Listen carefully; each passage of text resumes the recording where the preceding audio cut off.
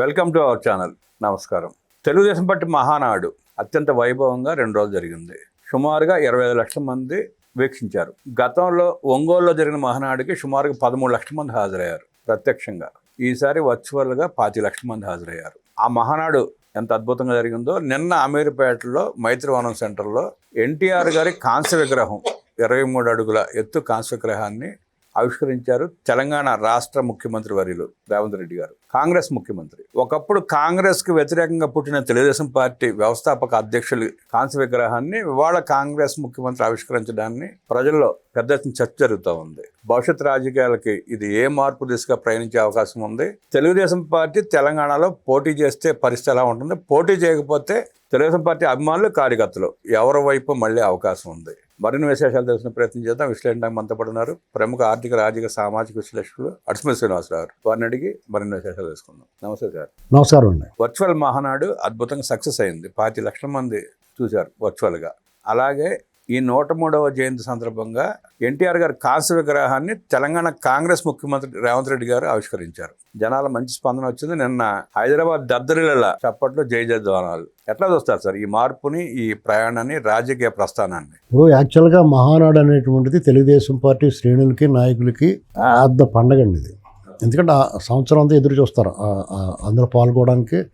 అయితే యాక్చువల్గా ప్రతినిధుల సభే, సానుభూతి పరులు, మామూలు సాధారణ ప్రజలకి సంబంధం ఉండదు. అందులో పార్టీ కార్యకర్తలు, ప్రతినిధులు ఎవరైతే ఉన్నారో వాళ్ళ సభ అది. వాళ్ళు పెట్టుకున్న ప్లేనరీ లాంటిది. దానికి అలా రకరకాల ప్లేనరీలు ఏం పెట్టుకుని మహానాడు అని రామారావు గారు దానికి ఒక మంచి పేరు నిర్ణయించాడు.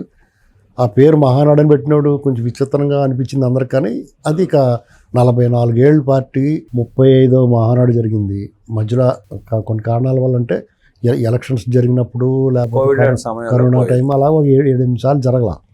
అయితే మహానాడు ఎక్కడ జరిగినా రాష్ట్రంలో అన్ని వైపుల నుంచి వ్యయ ప్రయాసాలు కోర్చి మండు టెండర్లో మే నెలలో జరుగుద్ది. మండు టెండర్లో వచ్చి నిజంగా కార్యకర్తలు అలిసిపోతారో, డెస్సిపోతారో, అయినా సరే ఆ పండుగను ఎంజాయ్ చేస్తారు. వాళ్ళ నాయకులు కళ్ళారా చూసుకుంటారు, వాళ్ళు ఒకళ్ళు కలుసుకుంటారు. కార్యకర్తలు, ఆ మూల కార్యకర్తలు, ఈ మూల కార్యకర్తలు. ఇప్పుడు సోషల్ మీడియా వచ్చిన తర్వాత బాగా దగ్గరైపోయి మనుషులు కలుసుకోకపోయినా ఒకరికొకరు పరిచయం ఉంటుంది. వాళ్ళందరూ ఒకళ్ళు కలుసుకుని వాళ్ళు చాలా సంతోషంగా గడుపుతారు. అయితే ఈసారి అనుకోకుండా వర్చువల్గా పెట్టారు. ఇది కూడా నూతన వరవడి. తెలుగుదేశం పార్టీ ఎప్పుడు నూతన విధానాలకి, కొత్త ఆవిష్కరణలకే వేదిక టీడీపీ. ఇది అనివార్యంగా అయినా సరే ఇది వర్చువల్గా పెట్టుకున్నా కానీ ఇది కూడా కొత్త ఆవిష్కరణ. ఈ దేశంలో చాలామంది అనుసరిస్తారు చూడండి. ఇప్పుడు గుర్తుపెట్టుకోండి, ఇది ఎలా ఉంటుందా ఏంటా అనేటువంటి చాలా ఆసక్తి ఒకటి. 2, లోకేష్ గారు వర్కింగ్ ప్రెసిడెంట్గా బాధ్యతలు తీసుకున్న తర్వాత జరుగుతున్న మహానాడు, తొలి మహానాడు. దానికేమో వాళ్ళు ఒక మంచి ముగింపు ఇచ్చారు. మహిళలకు 33% మంచి జోష్ నింపారు. సంచలనమైన నిర్ణయం. కాబట్టి ఆద్యంతం మహానాడు క్లుప్తమైన ప్రసంగాలు అద్భుతం అండి. ఇదంతా చాలా ఆసక్తికరంగా సాగింది. ఇదంతా మనంగా అన్ని క్లస్టర్లు, దాదాపు 280 పైన క్లస్టర్స్. ఇది మొదటి రోజు సాయంత్రానికి 17 లక్షల మంది హాజరు ఉంది. సో వాళ్ళే మళ్ళీ మనతో మొత్తం మీద ఒక 20 లక్షల దాకా దీన్ని 24,50,000 చిల్లర పాల్గొన్నారు దీంట్లో.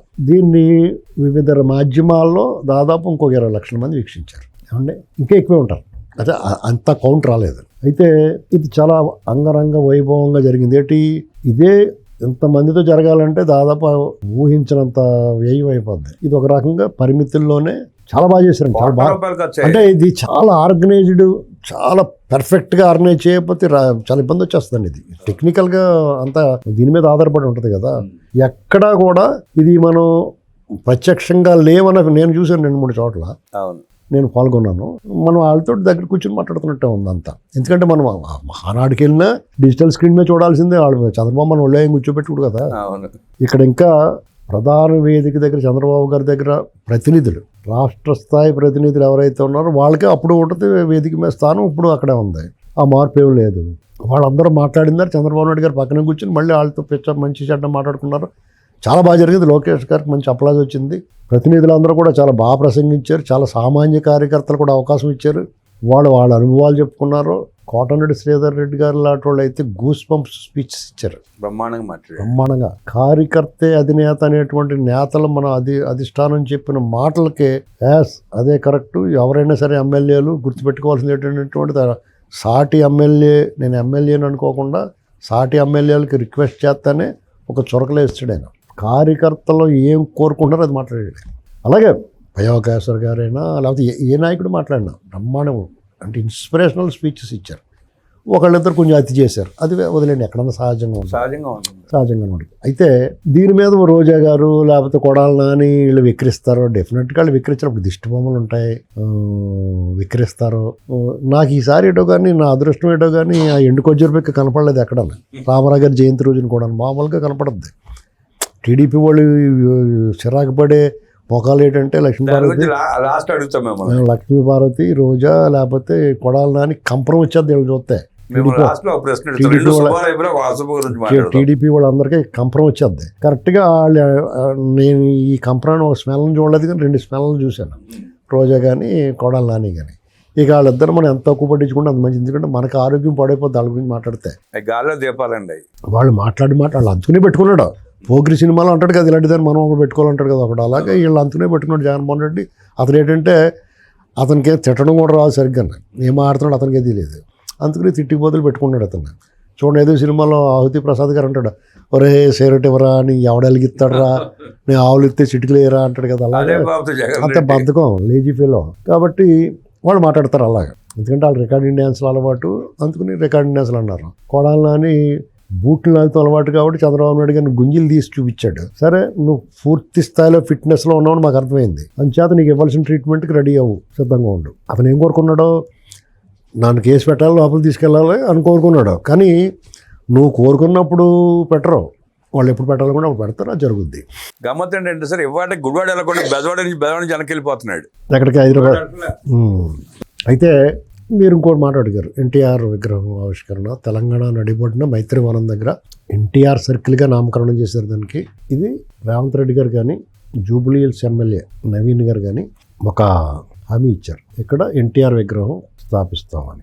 మొన్నే కదా జర్నీ, బై ఎలక్షన్ తర్వాత అది ఆ హామీ నెరవేర్చుకున్నాడు ఆయన. చాలా చక్కటి ఎన్టీఆర్ విగ్రహాన్ని మైత్రివనం, అమీర్పేట మైత్రివనం లాంటి సెంటర్లో ఆవిష్కరించడం, అక్కడ నిలబెట్టడమే కాకుండా స్వయంగా తెలంగాణ రాష్ట్ర ముఖ్యమంత్రి రేవంత్ రెడ్డి గారు, కాంగ్రెస్ పిసిసి చీఫ్ మహేష్ గౌడ్ గారు, ఇంకా ఇతర మంత్రులు, ఎన్టీఆర్ కుటుంబ సభ్యులు, పుర ప్రముఖులు, సినీ ప్రముఖులు అందరినీ పిలుచుకుని అశేషమైన ఎన్టీఆర్ అభిమానుల సమక్షంలో తను ఆవిష్కరించారు. ఈ విషయంలో రేవంత్ రెడ్డి గారు ఎన్టీఆర్ సానుభూతి పరులు, అభిమానులు, తెలుగుదేశం పార్టీ సానుభూతి పరులు మనసు కూడా గెలుచుకున్నాడు. దాని వెనకాల రాజకీయం ఉందా, ఓట్ల వేట ఉందా, అది ఏదైనా ఉన్నాయి. ఖచ్చితంగా అతని పట్ల టీడీపీ శ్రేణులకి సానుకూలత ఉంది. అతను మావాడు అనుకుంటున్నారు. దానికి ఏమాత్రం తీసిపోకుండా నేను మీ వాడినే అని చెప్పాడు ఆయన.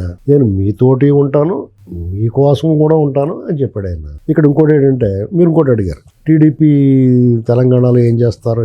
డెఫినెట్గా టీడీపీ తెలంగాణలో చాలా బలంగా ఉంది. దాన్ని ఆ బలాన్ని మబ్బులు కమ్మేసి కేడర్ అలాగే ఉంది, లీడర్లు పారిపోయారు. దానివల్ల కేడర్ అందరూ కూడా ఒక రకమైన నిస్తేజులై ఉన్నారు, నిర్వీర్యులై ఉన్నారు. లోకేష్ గారు ప్రకటన తర్వాత మళ్ళీ ఉత్తేజం, ఉత్సాహం వస్తుంది.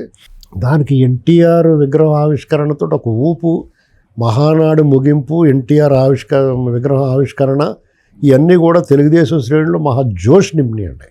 చాలామంది ఒక్కొక్కరు అంటారు ఎన్టీఆర్ మహానాడు జోష్, మా ఎన్టీఆర్ రేవంత్ రెడ్డి కొట్టేస్తాడు, మనోడే కదా.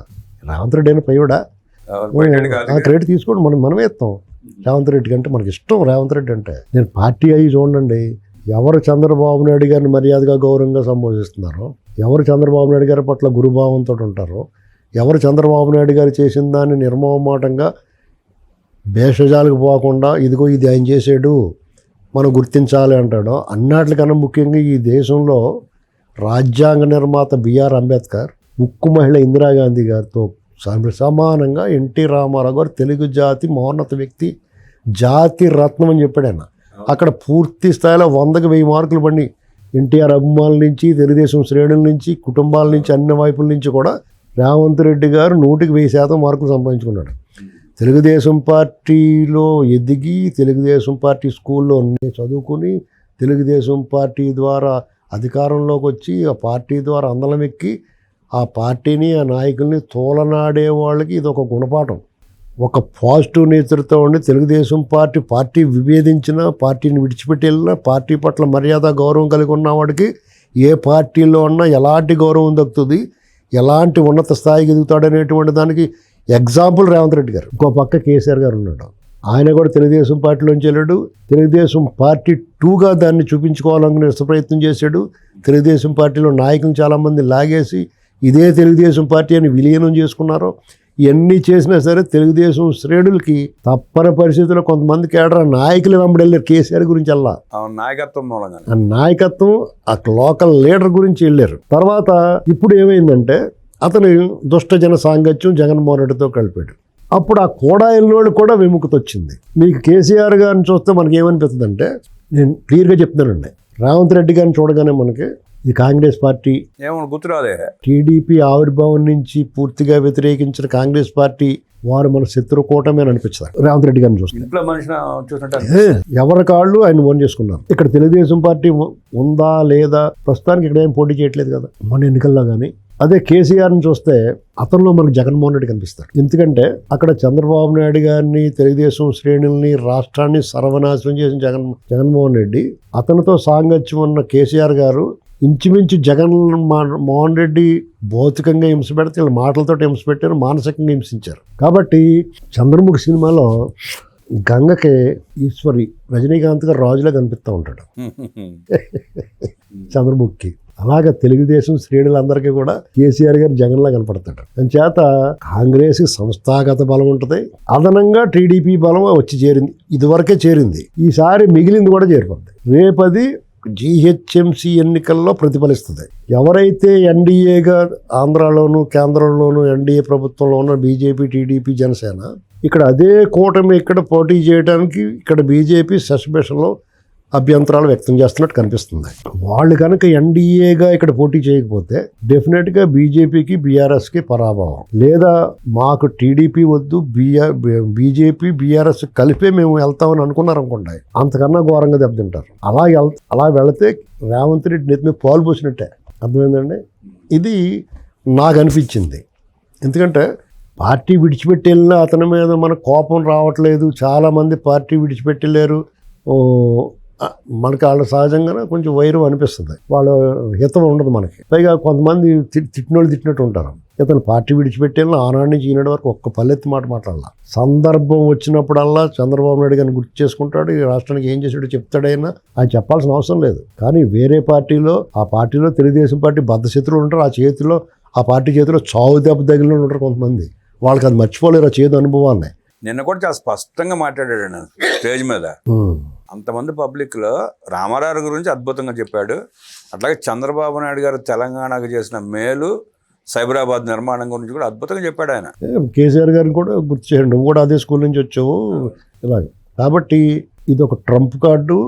రేవంత్ రెడ్డి గారు చేసింది రాజకీయమా లేకపోతే ఏదన్నా కానీ ఉన్నాయి, ఆయన ప్రత్యర్థి పార్టీలకి గొయ్యి తీసుకెపెట్టేయాడు. ఎందుకంటే టీడీపీ బలాన్ని చాలా తక్కువ అంచనా వేస్తున్నారు చాలామంది. దానికి ఒక వివరణ ఇస్తాను చూడండి. 2023 ఎలక్షన్ ముందు కాంగ్రెస్ పార్టీ నేను అధికారంలోకి వస్తాను వాళ్ళకి అందరికన్నా ముందు నేనే చెప్పాను. కాకపోతే నా వెబ్సైట్లు కొన్ని నేను రాసిన వెబ్సైట్లో నా రైటప్స్ ఉంటాయి, నేను మాట్లాడినవి ఉంటాయి, మీరు చూడండి. కావాలితే 22-21 నుంచే చెప్పాను. రేవంత్ రెడ్డి ఎప్పుడైతే పిసిసి అధ్యక్షుడు అయ్యాడో ఇంద్రవెల్లి సభలో ఇంద్రవెల్లి పాలవెల్లి అని ఒక కథనం రాశాను నేను. మీరు అప్పుడే మన సీతక్క రేవంత్ రెడ్డి గారి ఇంద్రవెల్లి సభ, అక్కడ గిరిజనులందరినీ ఏకం చేసి మొదటి విజయం అది. అప్పుడే రాశాను, గ్యారంటీగా అధికారంలోకి వస్తుంది. తర్వాత తెలంగాణ సమాజం కొంచెం విశ్వాసం కలిగిన వాళ్ళు, కృతజ్ఞత ఉన్నవాళ్ళు, తెలంగాణ తెచ్చిన కేసీఆర్కి 2 సార్లు ఇచ్చారు కూడా, ఖచ్చితంగా రేవంత్ రెడ్డి గారు లాంటి నాయకుడు వచ్చినప్పుడు, ఈ పార్టీ ఏకతాటి మీద నడుస్తున్నప్పుడు డెఫినెట్గా తెలంగాణ ఇచ్చిన కాంగ్రెస్ ఒకసారి ఇవ్వాలి కదా అనుకుంటారు కదా, సహజమే కదా. అది జరుగుద్దని చెప్తే వాళ్ళు నమ్మలేదు చాలామంది నాయకులు. ఇవాళ చాలా మంచి స్థానంలో ఉన్నవాళ్ళు కూడా నమ్మలేదు. మీరు అలా చెప్తారని మీకేం తెలుసు అన్నాడు. తర్వాత ఇక్కడ మళ్ళీ నాతో మాట్లాడలేదు, గంట మాట్లాడారు నాతోటి. మీరు అలా చెప్తే నేను చెప్పాను మీరు వస్తున్నారండి బాబు మీరు జాగ్రత్త చూసుకోండి అంటే కూడా 40 సీట్లు వస్తాయి మాకు 35 అని చెప్పి అన్నారు. ఎలక్షన్ ప్రస్తావన తీసుకొచ్చారు ముందు చెప్పాను, ఎలక్షన్ అప్పుడు రిజల్ట్ ముందు చెప్పాను, ఎవడో పట్టించుకోలేదు సార్ మీరు రాండి మాకు ఎందుకు లేను. కానీ నేను కాంగ్రెస్ గురించి రాసిన ఆపన్న హస్తం అని వాళ్ళకి ఒక ఉంటుంది, వాళ్ళు అందులో వేసుకునేవారు నేను మాట్లాడి కాంగ్రెస్ గురించి అది మాట. అయితే సర్లేండి రేవంత్ రెడ్డి గారి మీద ఆ ఎలక్షన్ ముందు కాంగ్రెస్ పార్టీ వరకు మీడియా చర్చల్లో స్పేస్ ఉండేది కాదు. మీకు బీఆర్ఎస్, బీజేపీ, కమ్యూనిస్టులు లేకపోతే వీళ్ళే కూర్చొని ఉండేవారు, వాళ్ళ డిస్కషన్లో ఉండేవారు, చర్చలో కూడా వీళ్ళకి స్పేస్ ఉండేది కాదు. ఎక్కడైనా బై ఎలక్షన్ జరిగితే డిపాజిట్లు ఉండేవి కదా వాళ్ళకి. సడన్గా ఇంత మార్పు నిజంగా వాళ్ళు ఊహించలేరు పాపం. 23 ఎలక్షన్లో డెఫినెట్గా కరెక్ట్గా వాళ్ళకి చంద్రబాబు నాయుడు గారు అరెస్ట్ అనంతరం ఈ ఎలక్షన్ ఇవన్నీ వచ్చినట్టు తెలుగుదేశం శ్రేణులు ఒకసారి టీడీపీ పోటీ చేయకపోవటం, అప్పుడు బీజేపీ ఇంకా ఎన్డీఏలో కలవకపోవటం, పైగా జగన్మోహన్ రెడ్డితో పాటు బీజేపీ మీద కూడా ఆగ్రహం ఉంది జనాలకి, మన వాళ్ళందరికీ. అప్పుడు ఏం చేశారంటే జై రేవంత్ రెడ్డి అనేసారు అంతే. మీకు వాళ్ళు ఏమంటారు కాంగ్రెస్ వాళ్ళు తర్వాత మాకేమీ లేదు టీడీపీ వాళ్ళు జంట నగరాల్లో మాకు సీట్లు రాలేదు అన్నారు. గ్రేటర్ హైదరాబాద్లో వాళ్ళు ఓటింగ్ 80% అంత బిఫోర్ అంతకుముందు జరిగిన గ్రేటర్ ఎన్నికల్లో చూసుకుంటే సరిపోతుంది కదా. బై ఎలక్షన్లు ఉంటాయి, గ్రేటర్ ఎన్నికలు జరిగినాయి, అట్లా చూసుకోవాలి. ఇప్పుడు ఎంత వచ్చింది 28% వచ్చింది మొన్న, 20% పెరిగింది. పెరిగిందంతా తెలుగుదేశం సానుభూతి పర్లే. రూరల్లో డెఫినెట్గా తెలుగుదేశం వాళ్ళు ఇంకా ఉన్నారు, అన్ని చోట్ల ఉన్నారు, ఖమ్మంలో ఉన్నారు, మహబూబ్నగర్లో ఉన్నారు, అన్ని చోట్ల ఉన్నారు, ఆదిలాబాద్ ఉన్నారు, నల్గొండ, వాళ్ళంతా కూడా సానుకూలంగా మారిపోయారు అంతే సింపుల్గా. ఈసారి ఎంపీ ఎలక్షన్ చూడండి, ఎన్డీఏ వచ్చింది, ఈ 23 ఎలక్షన్లో బీజేపీకి ఎన్ని వచ్చినాయి. 6 నెలలు తిరగకుండా ఎన్డీఏగా ఏర్పడిన తర్వాత జరిగిన పార్లమెంట్ ఎన్నికల్లో ఇక్కడ ఎన్డీఏగా పోటీ చేయకపోయినా ఎన్డీఏ కూటమి ఉంది అక్కడ. ఖచ్చితంగా తెలుగుదేశం పార్టీ వాళ్ళు పార్టీ నాయకుడు ఉన్నా లేకపోయినా పార్టీ నాయకుడు చెప్పి క్రమశిక్షణ ఎన్డీఏగా ఉన్నారు కాబట్టి ఇక్కడ ఆ పార్టీ కొట్లేశారు నాతో సహా. అర్థమైందండి. మల్కాజ్గిరిలో లేకపోతే అందుకనే గెలిచాడు ఆయన. అంతకుముందు మల్కాజ్గిరిలో రేవంత్ రెడ్డి గారు గెలిచారు, తర్వాత అంతకుముందు టీడీపీ మల్లారెడ్డి గారు, అటువంటి చోట డెఫినెట్గా టీడీపీ వాళ్ళు ప్రభావం ఉంటుంది. అంత ఈయన గెలిచారు. బీజేపీ ఈటల రాజేందర్ గారు, అది తెలుసుకోవాలి ఎవరన్నా సరే. కాబట్టి రేపు రాబోయే ఎలక్షన్స్లో టీడీపీ ప్రభావం వాళ్ళు ఎన్డీఏగా పోటీ చేయకపోయినా టీడీపీ పోటీ చేయకపోయినా కాంగ్రెస్కి తిరిగే ఉండదు. ఒకవేళ మళ్ళీ ఎన్డీఏగా పోటీ చేస్తే ఏంటనేటువంటిది ఆలోచించాలి. కొంచెం వీళ్ళు డైలమాలో పడతారు. ఓ పక్కనే మన రేవంత్ రెడ్డి బాబు అనుకుంటూ ఉంటారు. బీజేపీ నేనేమనుకుంటున్నానంటే ఎన్డీగా పోటీ చేయడానికి ఇష్టపడతలేదు వాళ్ళు. మీరు అలాగే ఉండండి బాబు అనుకుంటున్నాను. సార్, 2 శుభాల గురించి మాట్లాడుకున్నాం ఇప్పుడు దాకా మనం. ఒక అశుభం కూడా జరిగింది నిన్న. వైఎస్ఆర్ కాంగ్రెస్ పార్టీ కార్యదర్శి ఏదో మొత్తం మీద ఒక పదవి ఉంది, ఒక మాయని మచ్చ, ఎన్టీ రామారావు చేతిలో మాయని మచ్చ. తెలుగుదేశం పార్టీకి చీడ పురుగు లక్ష్మీపార్వతి నిన్న నివాళులు అర్పించడానికి వచ్చి విషం కక్కెళ్ళింది. ఏదో బ్రతుకున్న ఏదో అట్లాంటి పదాలు ఏమి మాట్లాడింది. కొంతమంది ఉంటారు వాళ్ళు ఉన్నా ఒకటే లేకపోయినా ఒకటే, చెత్తవాగుడు. నువ్వు వచ్చింది నివాళులు అర్పించడానికి, నీకు బుద్ధి పుడితే ఆయనకు ఒక దండేసి అధ్యక్షుడు జగన్మోహన్ రెడ్డి చేత నివాళులు కూడా అర్పించలేని అర్భకురాలు తెలుగుదేశం పార్టీ గురించి నాయకుల గురించి మాట్లాడి విషంగా వెళ్ళిపోయింది. నివాళులు అర్పించడం కాదు విషం కక్కడానికి వచ్చినట్టు అనిపించింది ఆ మాటలు చూస్తే. నేను చెప్పాను కదండి మీకు, అంత వివరంగా చెప్పకలేదు. నాకు వాళ్ళు ఎందుకు వాడతాడో జగన్మోహన్ రెడ్డి, మనకి ఇరిటేషన్ రావాలి. అసలు సిగ్గు లేకుండా ఆ పార్టీలో నాయకురాలై ఉండి పార్టీలో బాధ్యతలు నిర్వర్తిస్తా హెల్త్ యూనివర్సిటీకి ఎన్టీఆర్ గారి ప్రదేశ్ వైఎస్ఆర్ పేరు పెట్టినప్పుడు మాట్లాడలేదు. నిన్న వచ్చి కూడా ఆ పార్టీ ప్రతినిధిగా వచ్చి వైఎస్ఆర్ కాంగ్రెస్ పార్టీ ప్రతినిధిగా వచ్చింది. నిన్న జగన్మోహన్ రెడ్డి చేత నివాళులు కూడా అర్పించడం చేత కానీ దద్దమ్మలాగా అవాకులు చవాకులు మాట్లాడి వెళ్ళింది. మీకు అలా మాట్లాడకపోతే విచిత్రం. ఇప్పుడు ఎండిపోయిన ఖర్జూరం ఉంటుంది, దాని పూజల్లోనూ అక్కడెక్కడ వాడతారు. ఎవరికైనా దగ్గు గట్ట వచ్చినప్పుడు లేకపోతే ఏదైనా రోగం వచ్చినప్పుడు దాన్ని ఏం చేస్తారు, నీళ్ళలో నానబెట్టి ఆ రసం తీసి, ఈవిడ ఎండిపోయిన ఖర్జూర పెక్క, ఈవిడ మామూలుగా ఉపయోగపడదు, ఇది అందుకు కూడా పనికిరాదు. ఇప్పుడు ఏంటంటే ఈవిడ, నేను లక్ష్మీపార్వతి వీరగంధం లక్ష్మీపార్వతి, మనం ఎన్టీఆర్కి సంబంధం, ఆవిడ సిగ్గు లేకుండా వస్తుంది కానీ మనం ఎవరు ఆవిడని అలా చూడలా. ఎందుకంటే వీరగంధం సుబ్బారావు గారి ద్వారా ఆవిడకి ఒక బిడ్డ వరప్రసాదాన్ని ఇచ్చాడు ఆయన. ఆ బిడ్డని ఆవిడే, అతని పేరు కూడా ప్రసాదే అనుకుంటా, అతను పెంచుకుంది, పెద్ద చేసింది, విద్యాబుద్ధిని నేర్పించి అతను డాక్టర్గా వైద్యుడిగా స్థిరపడ్డాడు. అతను మంచోడు, ఎక్కడ బయట రాడు. అతనన్నా చెప్పాలి, నోరు మూసుకుని ఇంట్లో కూర్చోవని. ఎందుకంటే అతనికి వీళ్ళనే పగట్టాల్సిన అవసరం ఏంది, అడుక్కు తిని వాళ్ళు అందరూ కూడా మంచి పొజిషన్లోకి వచ్చారు కదా. అప్పుడు రామారావు గారు పంచం చేరకపోతే వీళ్ళు బతికి అంత ఎక్కడ ఉండేది. డ్రమ్ములు వాంచుకోవడమే. ఇదంతా బ్రహ్మాండంగా ఉందరా బాబు, ఇంక మాట్లాడకే బాబు అని చెప్పాలి వాళ్ళ అమ్మకే. ఎందుకంటే మన తప్పిది, మనం ఇంకెంతకన్నా గుడ్లిప్పుకుని వాళ్ళు రోడ్డు మీద తిరగకూడదు, ఇంత దారుణంగా ఉండకూడదు మనం అని చెప్పాలా. అది చెప్పకపోతే మనం ఏం చేస్తాం, వాళ్ళని వదిలేయాలి అంతే. కొంతమందిని ఆ కాకులు ఏదో అమ్మ అంటారు, అలాగే తర్వాత ఎవరో ఉంటారు కదా రోడ్డు మీద సిగ్నల్ దగ్గర బెచ్చగాళ్ళు ఉంటారు కొంతమంది, చూస్తే అసహ్యం అవుతుంది. అలాగని చెప్పేసి వాళ్ళు డబ్బు లేని వాళ్ళు డబ్బు ఉన్న వాళ్ళు ఈ ఊళ్ళగానే ఎంతసేపు వచ్చి చంద్రబాబు నాయుడు గారిని తిడటానికి ఖచ్చితంగా లక్ష్మీపార్వతి అనేటువంటి వ్యక్తి రామారావు గారు దిష్టి నమ్మకాయ తొక్కినట్టండి అంతే. రాష్ట్ర పిశాచిని పెట్టిన ఆవిడకి పేరు నేను, రాష్ట్ర పిశాచి. జలక్ కదా, రాష్ట్ర పిశాచి అని దరిద్రం ఆ మొగం చూస్తే. అది మహానాడు 2026 గురించి 2 శుభాలు, ఒక అశుభం గురించి అనేక విషయాలు మనతో పంచుకుంటాం. దాన్ని మీరు అసంభవం కింద కూడా తీసుకోకుండా డోంట్ కేర్, బోళంది మంది మాట్లాడతారు అలాగా. పాసింగ్ క్లోడ్స్ బోళంది మంది, మనకి దారిలో బోళంది మంది ఎదురవుతారు, అసహ్యమైన వాళ్ళు, ఒళ్ళంట పుండ్లు పడిపోయారు, బోళం ఎదురవుతూ ఉంటాయి. అసలు ఏం పట్టించుకోకూడదు అటువంటిది. అసలు నేను చూడలేదు నేను. అది మహానాడు 2026 గురించి విజయవాడ కేంద్ర కార్యాలయంలో రాష్ట్ర వ్యాప్తంగా జరిగిన అద్భుతమైన ప్రసంగాలు వీక్షించిన తీరు గురించి, అలాగే తెలంగాణలో అమీర్పేట నడిబోర్డులో మైత్రివనం ముందు ఎన్టీఆర్ గారి కాంస్య విగ్రహావిష్కరణలో రేవంత్ రెడ్డి గారి ప్రసంగం గురించి అనేక విషయాలు మనతో పంచుకున్న అడిసిమల్లి గారికి ధన్యవాదాలు తెలియజేస్తూ నమస్కారం.